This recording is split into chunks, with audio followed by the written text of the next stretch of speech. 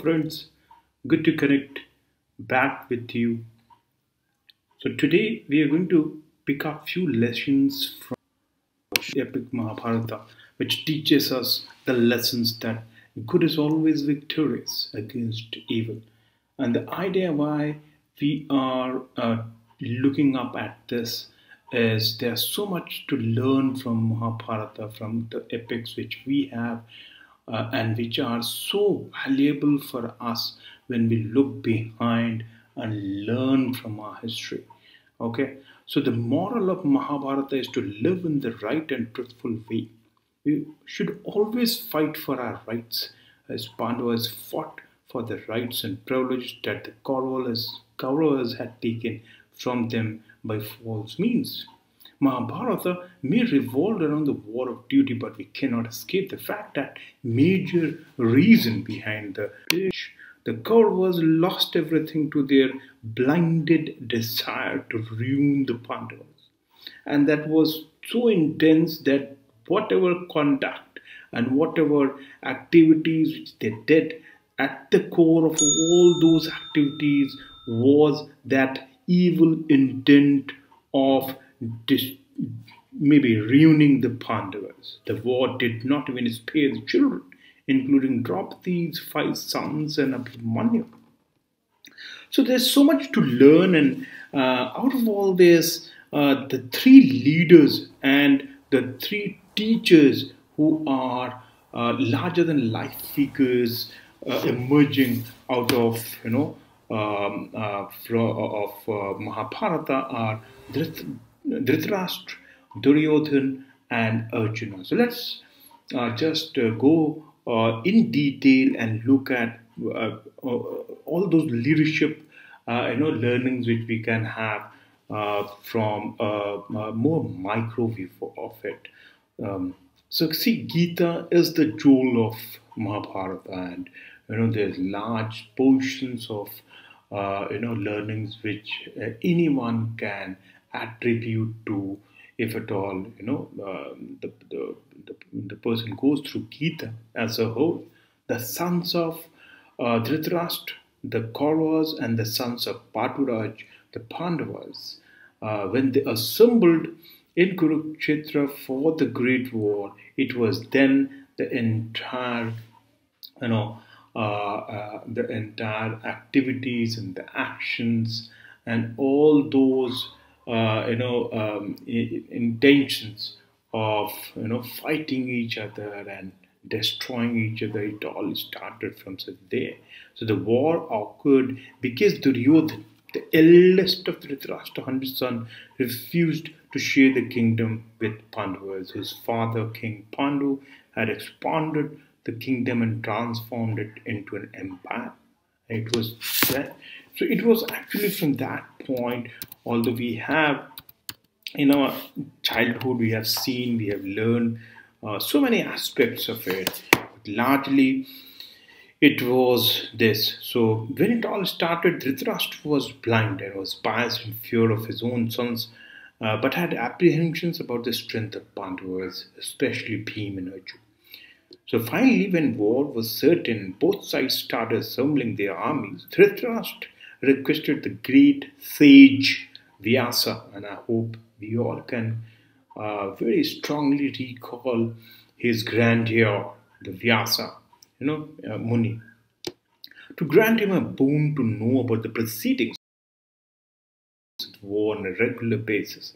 As the events occurred without delay, Dhritarashtra was always hungry for information. The kind and compassionate Vyasa, the sage and the Muni, when he heard his request, Dhritarashtra, he granted him telescopic vision to Sanjay, the wise, intelligent, and the noble charioteer, companion, guide, and advisor of Dhritarashtra. Along with vision, the great sage also granted telescopic, selective, stereophonic hearing capabilities to Sanjay so that he can feed the right information and can exchange all those with Dhritarashtra. So the two armies consisting of large, huge, and strong soldiers of Duryodhana assembled and the historic war at the signal of Bhisma, the great and wise grandfather of Kauravas and Pandavas, was the commander general for Kauravas, and also at the signal of Dhristadyumna, the formidable commander general of Pandavas, who was the brother-in-law of the five Pandavas. So it all started from there, and the war horns and bugles were blown. Great noise emerged from both armies. Dhritarashtra heard the noise, which was like sound of the ocean under a storm, the terrible sound of a cyclone and hitting and flowing sound of a waterfall. Dhritarashtra got carried about what was happening, like any blind man getting worried when he hears a terrible sound. Dhritarashtra was a leader, but a tamasic one. Now, so we are going to look at tamasic, rajasic, sattvic, and sattvic. So these are all the qualities and the characteristics and different types. So tamas means ignorant, blindness, and rigid hold of things and blind force. So the tamasic leader, Dhritarashtra, as so called, got worried. When a blind person wants to know something, he asks another person who is not blind, who can see. So blind Dhritarashtra approached the super sea Sanjay and asked Sanjay, what happened? So Sanjay engaged his telescopic and telepathic video and audio capabilities granted to him by the great Vyasa, Muni, and he started narrating and informing in detail about the happenings on the battleground. So first he started Sanjay. First he started telling about the grief of Arjuna and his refusal to fight with his own brothers and his dialogue with Krishna. And then he informed about Lord Krishna's instruction of Gita, and then gave a running commentary of battles and war. So Dhritarashtra gave full attention to each word of Sanjay and became an intent receiver of information. So thus Dhritarashtra and Sanjay became the pair of tamasic, blind, and ignorant leader and his teacher. Even when one is ignorant, when he approaches a teacher, a guru, and listens to what the guru says, the ignorant one loses nothing but gains information, knowledge, ideas, and insights. In the case of Dhritarashtra, he also, like Arjuna, received the supreme knowledge of Gita through Sanjay. No harm has occurred to Dhritarashtra. He personally gained. Much though he lost his wicked sons, he gained the respect of Pandavas. In fact, he continued as emperor for 15 years after the war on the dedicated, sincere, honest, and noble request of Yudhishthira. So even when one is ignorant, when one approaches the Guru and listens to him, he will gain much in life. So that is what tamasic, imitates and teaches. So that's the kind of a tamasic leader is Dhritarashtra. Then there was Duryodhana, who was a rajasic, egoist leader and always considered his own interest. Now the rajasic leader has strong likes and dislikes and mainly uses reward and punishments in dealing with people rather than persuasion and discrimination. So when the war horns and bugles were blown, Duryodhana, the rajasic leader, also got worried. His worry was about what was going to happen, his army, his kingdom. With his selfish bias, when he saw Pandava army full of warriors and world-class excellence, supreme confidence and courage, his apprehensions increased, and he too, like his father, went to his own teacher and Guru Dronacharya.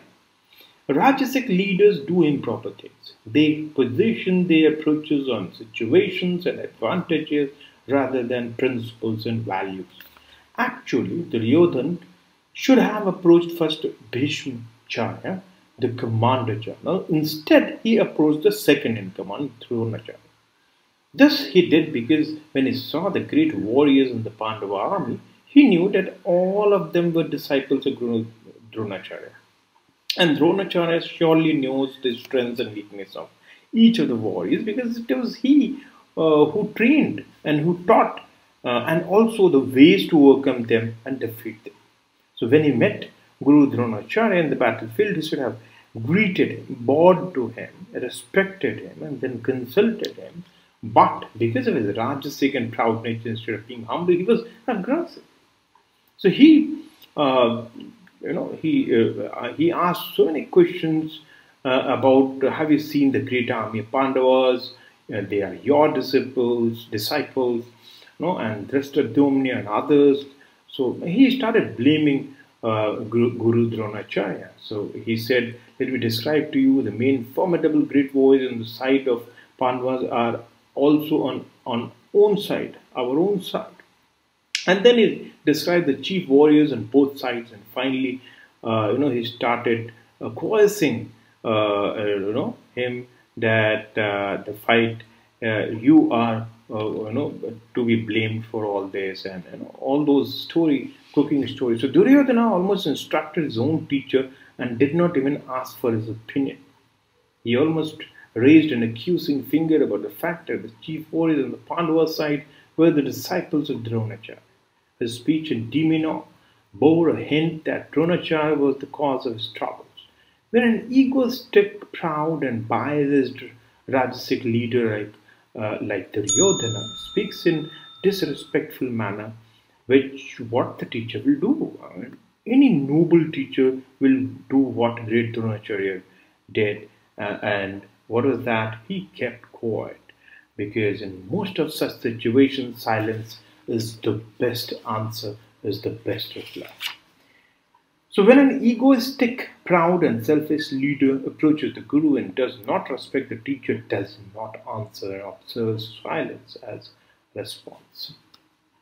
And what happens to such a Rajasic leader like Duryodhana? He'll lose everything and all, and that's what happened at the end of the entire event, right?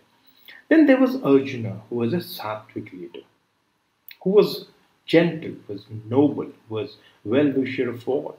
When beagles were blown, Arjuna, the Sattvic leader, too got very concerned. He was concerned about all the Kauravas and the Pandavas, saw massive destruction and loss for everyone. He came into conflict with his duty as a warrior and his responsibility as a human being, and he decided to resign and withdraw. He got confused and he too approached his own guru, the great Lord Master Krishna. He approached him with respect and surrendered to him. He submitted himself to him. And when a selfless, gentle, capable, and responsible leader like Arjuna approaches a teacher, what the teacher will do? He will do what Lord Krishna did. Lord Krishna not only lifted Arjuna's spirit from his despondency, but offered him supreme knowledge of self and prepared him for the super heights. He helped him to become overall winner, the Dhananjaya win. That's how he has been coined. So when a selfless, gentle, and able leader approaches the Guru and surrenders to him, the teacher will offer him supreme knowledge and path to gain prosperity, success, growth, and right policy. So that's what we are, looking at as a leader who is a Sattvic. So we saw Tamasic, right? And in Tamasic, we saw Dhritarashtra. Then we saw Rajasic, Duryodhana, and then we saw Arjuna as the Sattvic leader.